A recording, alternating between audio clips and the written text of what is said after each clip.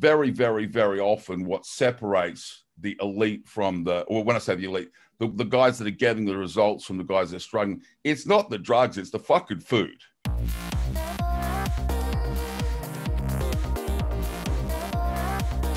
Okay, so welcome to another Victor Black masterclass video. In today's video, we're going to be basically talking to Elon about the process of coaching him on a one-on-one basis. Today is literally day one, our very, very first call ever. So just to bring everybody up to speed where we're at, I asked Elon last week to log a week's worth of nutritional practice for us using the Chronometer tool. I'm a big fan of Chronometer. It's somewhat similar to MyFitnessPal for anyone that's used a nutritional tracking tool before. However, it does have a couple of major differences, one of which is that it allows you to have a relationship with a third party, like a coach who can go in and can make adjustments to your diary.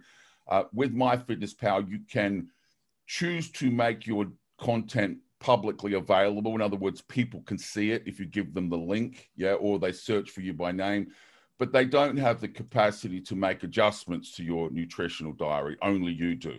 And that's a big thing when you're coaching. You kind of need to be able to get in there and make some adjustments on people's behalf at times. So even if it's macronutrient targets or micronutrient targets or whatever it happens to be. So that's the first one. And then as we go through subsequent calls on nutrition, you'll start to see where this tool shines in terms of really it's what I call its granularity. So most men, and we're going to see this today on this call, like Elon, really in 2021 are not going to have a problem with what I call macronutrients, protein, fats, and carbs and calories. 20 years ago, you would say to people about macronutrients and they'd look at you with a blank stare. That they literally had no idea what you were talking about. Like if you listen to a guy like Lee Priest, he will laugh, laugh at the concept of macronutrients. Like back in the day, people just kind of ate by eyeball, ate by volume. Today, I doubt you'll find any professional athlete in any discipline, I'm not just talking about bodybuilding, in any discipline that doesn't understand high quality nutrition, that there's a need for macro and micronutrient planning and the execution of that to a degree where we need to understand not just the terminology, but use this very powerful tool. Okay. So I'm going to be pretty transparent and pretty brutal on this call because I like people to know what they're in for when they hire me as a coach. I tell everybody, I'm not an emotional coach. If you want someone to tell you how fucking awesome you are and hold your hand, then I'm not the guy. I'm the guy that will say, listen, what you're currently doing is producing this outcome. We want a better outcome. So we have to talk about what we're going to do differently. And this first call is going to be a fabulous example of that because I looked at what Elon's food diary was like, obviously before the call, just to mentally prepare myself for what we're going to be talking about today. And honestly, it's atypical. It's just typical of how most guys are eating that are struggling to grow. If you speak to most coaches or you listen to them over and over and over and over again, they keep referencing food. You have to pay the anabolic toll. And the truth is that today in 2021, the difference between drugs, between recreational amateurs, basically just what I call gym rats, right, and elite professionals, the gap on drugs is not that big, right? There was a time where we used to think about things like recombinant human growth hormone as the magic juice that only the professionals could get their hands on. The things like IGF, like today the barriers to access to what I call exotic drugs is non-existent. It's completely non-existent. I completely agree that we have some quality control issues with pharmacology, but that's not the point. You need to get around that by finding quality supply. My point is, I know a lot of recreational lifters that are using exactly the same drug, cycles as some professionals, in terms of milligrams per kilogram, in terms of compound selection, in terms of, application of these drugs. Very, very, very often what separates the elite from or when I say the elite, the guys that are getting the results from the guys that are struggling, it's not the drugs, it's the fucking food. Right. So let me just start by explaining why that is, because there's a reason behind that. Right.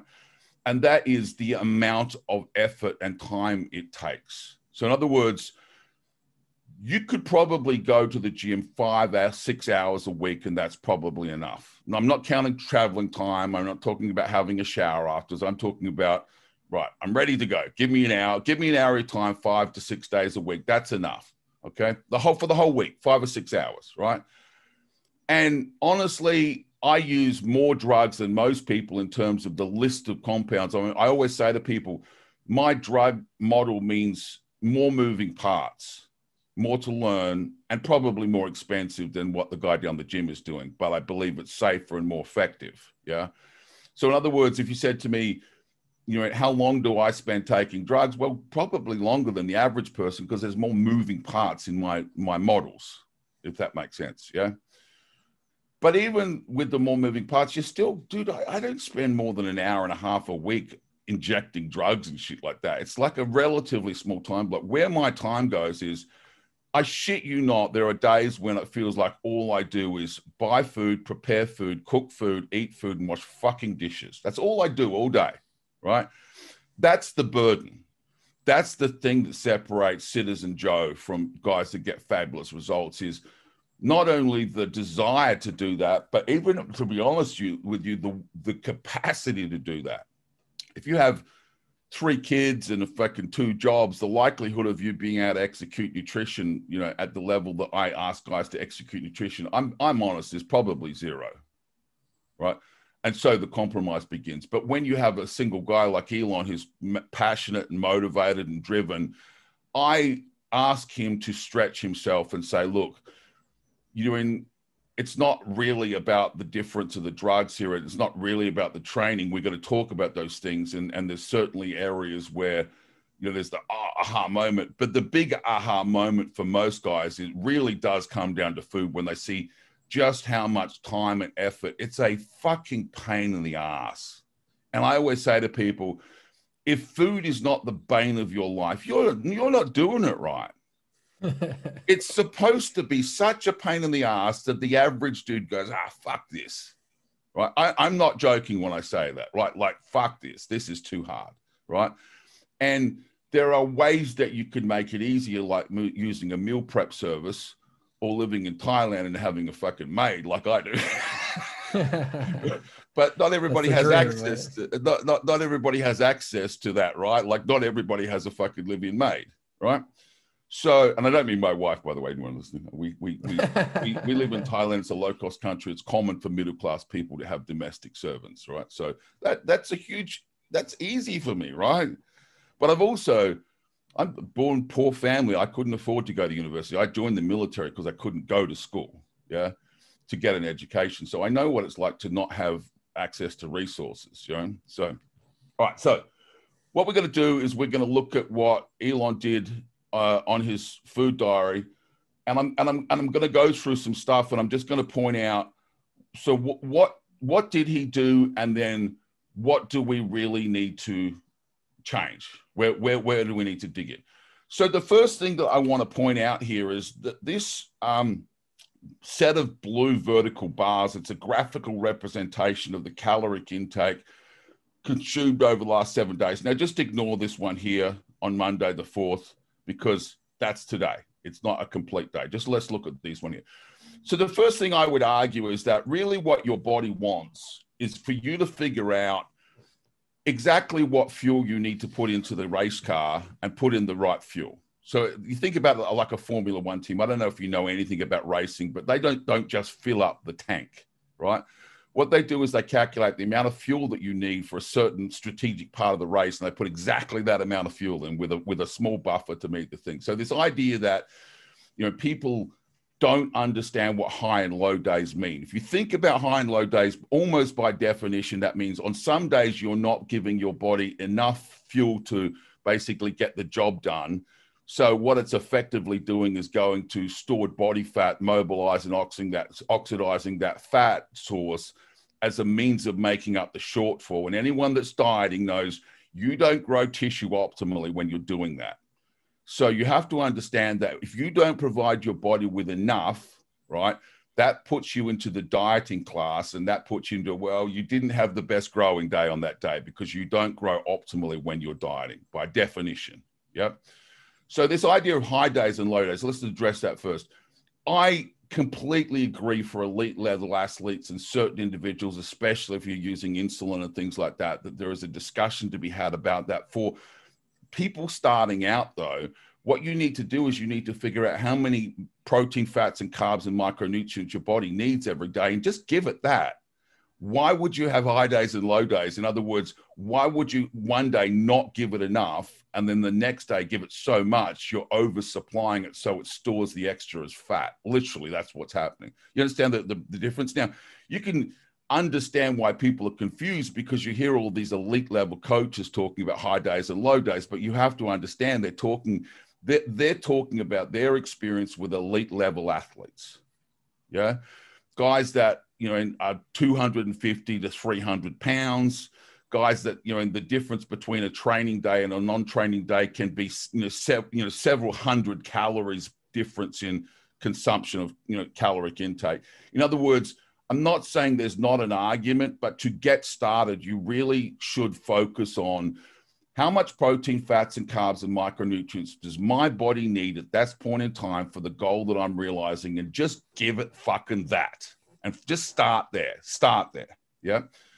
And you can see you have a degree of undulation between these days of large enough magnitude that even people that talk about high and low days, this day here is 2,760 calories. This day is 4,000. Even people who are, advocates of high and low days would never tell you to do that. They're talking about some carbohydrate, in peri-workout nutrition around the training window. They're not talking about, I want you to have 2,700 calories one day and 4,000 the next. That's not what they're talking about. So the first thing you have to do is you need to straighten that fucking line out. Right? Okay. And this is one of the problems that, and I'm not suggesting by any means you're a beginner, but the biggest hurdle for beginners to understand is that the capacity to set a protein, fat, and target and caloric target and eat to that target. Do you know? And the one of the reasons that they struggle so much is they follow these models like if it fits your macros. And what that basically means is I support the idea, but in a structured and planned way. So in other words, someone standing in front of the refrigerator with a macronutrient calculator, figuring out what they're going to have for lunch. Now, all that leads to, right, is getting to the end of the day and having either not enough or too many calories left over. And you're trying to work out what the fuck you can eat with those calories. In other words, what you should do is you should start your day knowing exactly what you're going to eat the whole day. Bang, bang, bang, bang, bang. So you get to the end of the day and that last spoonful of rice that you stick down your throat, that's it. You nailed those calories to the fucking gram. Bang. Do you understand what I mean? Like, don't wing it. Don't flex it. Don't try and do it on the fly. Just create a meal plan that meets your needs and follow it. And last week, I understood the comment you made before we started the call where you made the adjustment. But even if you said, okay, so I made the adjustment for the 4,000, you can see how it's like day 1, day 2, day 3, that's like down, down, down, down. Like that line should be dead straight for you. Okay. Yeah. So I tried to, my dieting strategy up until this point has honestly just been like, I eat when I'm hungry and I feed myself bro food. So I eat a limited menu. Like if you look at this, right, I just eat my 6 ounces of chicken and my 1.5 cups of rice, my 4 ounces of salmon and my 1.5 cups of rice, my oatmeal or my bread and eggs. You know what I mean? And then I just put them in as I'm hungry. And that's it. And then I just logged it honestly. I knew I could make it straight. I knew I can make it look better for you. You know what I mean? Like no. That's what I'm saying. It's perfect. The worst thing people can do here is say, hey, listen, Victor's watching, so I'm going to log something that doesn't reflect what I actually do, because then there's no lesson learned. You learn nothing to that process, because I'm just going to gloss over it and not explain why we need to do things if I see perfect behavior. So you did the absolutely right. I'm not grilling you from the point of view of that's you're in something maybe you weren't even aware of. But even if you're aware of it, there's very often a difference between mindfulness and execution. We all know we're supposed to do this and then we perhaps don't do it, if you know what I mean. You have to start doing that. Yeah. Yeah. My issue, I guess, is like, I don't know where is the right place to set it right now. Okay, cool. We're gonna discuss that. Yeah. Cool. Okay. All right. So let me actually address that now, because it's a relevant point in the conversation. So what you really need to do is you need to basically take what I would call a best guess, right?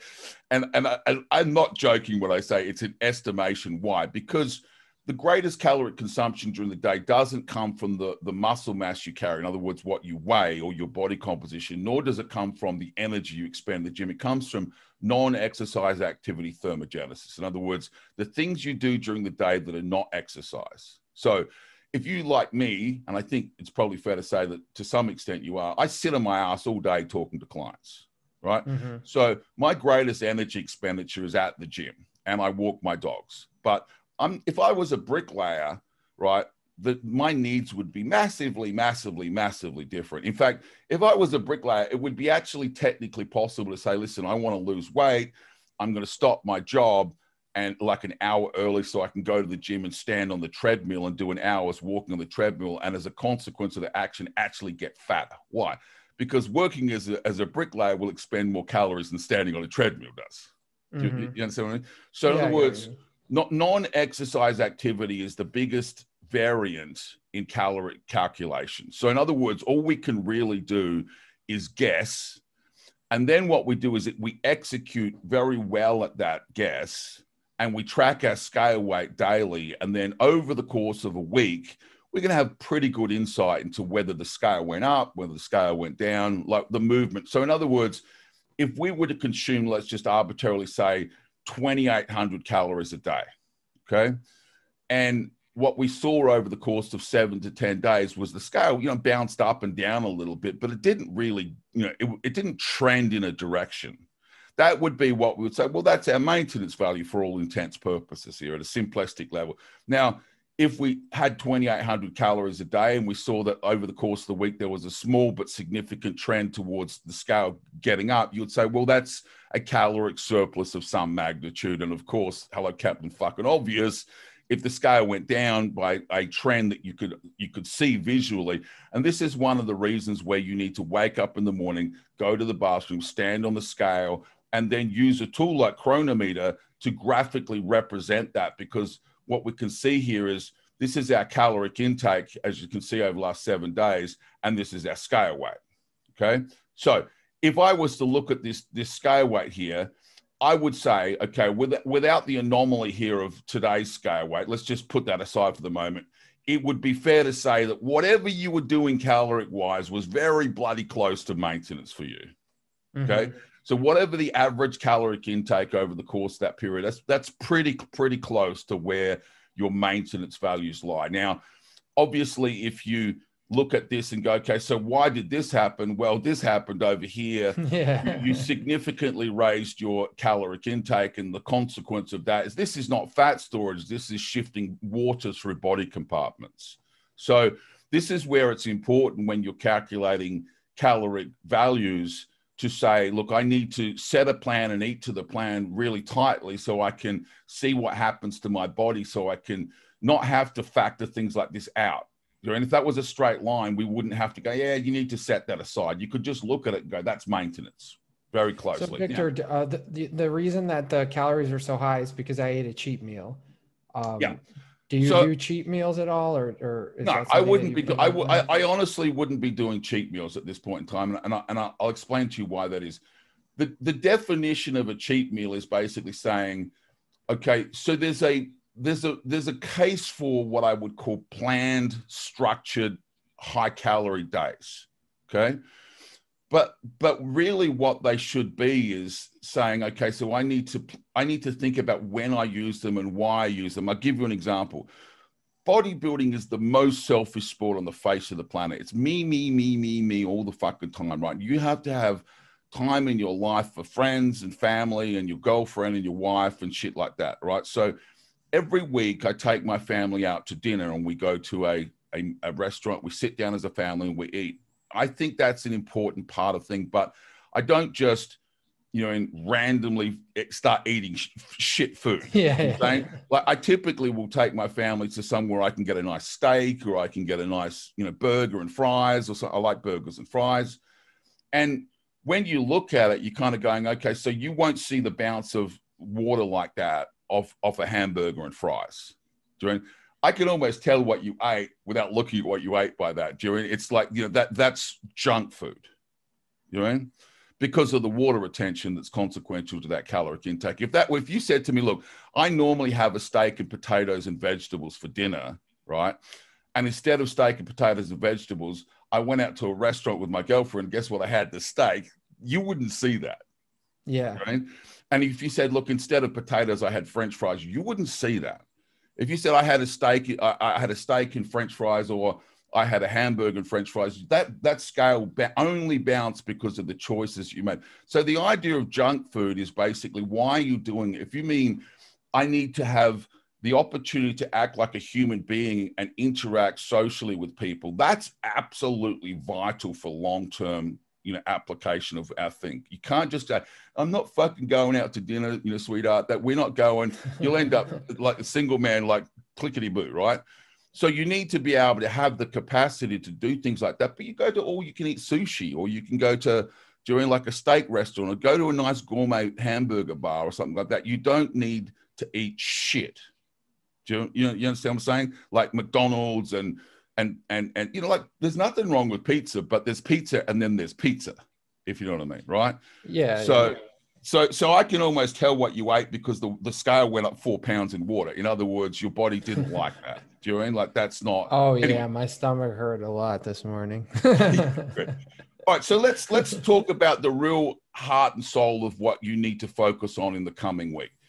When you look at your intakes here, I'm going to explain to you that, and when I say this, you have to understand that your behaviors here are almost exactly what all guys do. That's why this content is so valuable. It's not like you're doing it and you're the only one. This is what guys do, right? In other words, your protein, fat, and carbohydrate intakes are probably exactly where they need to be, right? So that's why you're doing it, because you think that's what I need to do, right? Do you know? And the fact that you're consuming, you know, somewhere around, like, let's just call it, you know, somewhere between 4 and 6 meals, at 4 and 6 food intakes a day, all right, is appropriate, okay? But what I want to point out to you here is that let's just take this day here, and I'm not going to ruin your diary. So I'm going to copy the current day. I'm just going to come over here to the 8th of January. And just so anyone that's watching this, you don't need to enter all the data into Chronometer each day. You can copy and paste. And that's what I'm going to do here is I've just chosen this day basically at random, and I'm going to go through the tool, and I'm going to take out everything that is not fruits and vegetables. That's everything. So in other words, okay, for this particular day, you ate some frozen berries, which is great. Don't get me wrong. There's nothing wrong with that, right? But that is not what we would define as a diet rich in fruits and vegetables. Now, I just want to explain a couple of things. I'm sure you would understand if you went to a dietitian or a nutritionist and you asked them for recommendations on protein intake, for example, okay, they're going to tell you a guy like you needs to consume somewhere around 50 to 60 grams of protein in a day, right? Now, I honestly would expect you at this stage of the game to be able to look at that, right, and say, get the fuck out of here. If I ate fucking 50 grams of protein, I'm going to shrivel up like a fucking prune, right? It's just not enough protein to meet my needs. And they're going to go, calm down, calm down. That recommendation is not for athletes. That recommendation is for sedentary individuals to have enough protein intake, for want of a better word, to survive, right? Nobody has a problem in the dietitian community with recommendations to athletes that exceed recommended intake. Does that make sense? So they have a recommended dietary intake for protein, which is 50 to 60 grams.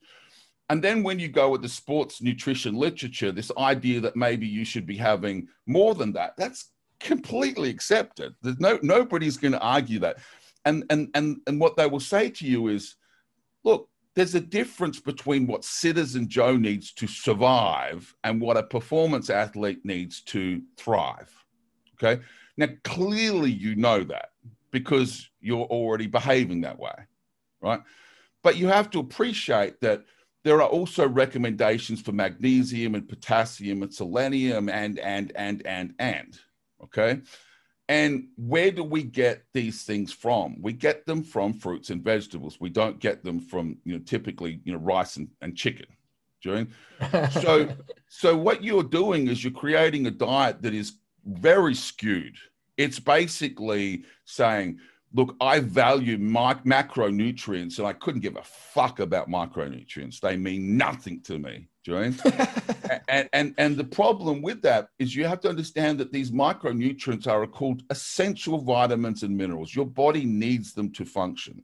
And you need to start to appreciate that when you get these numbers that you're looking at are the recommendations for Citizen Joe to survive. They are not the recommendations for a performance athlete using drugs. So in other words, you should basically look at almost every recommendation and, you kind of need to X factor it. What I mean by that is, let's say they said the daily recommendation for magnesium is 400 milligrams, and it is, okay? I'm going to try and convince you that as an enhanced athlete, you need to take in more than that because magnesium is a cofactor in many biological processes involved in hypertrophy, and we just consume more of it. We just use more of it than Citizen Joe does, okay? So in other words, you need more magnesium than Citizen Joe.